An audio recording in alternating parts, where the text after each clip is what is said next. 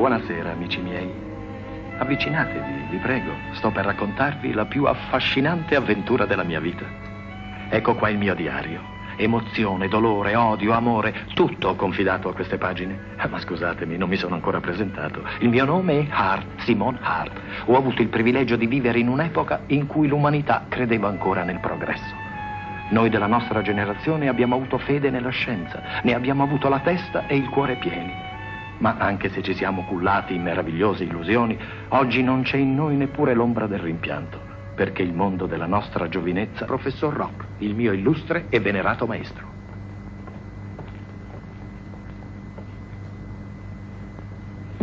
Buongiorno, dottore. Come sta il professore? Ho passato una giornata calma. E voi siete riusciti? Ho con me tutti gli appunti. Ormai non manca che il denaro perché gli possa tranquillamente realizzare la sua grande invenzione. Sapete quanta simpatia io nutra per il professore e quanto gli auguri un pieno successo. Troverà gli aiuti per concludere la sua opera. Ma c'è in me un oscuro presentimento, come se niente di buono dovesse derivare dal suo potente esplosivo.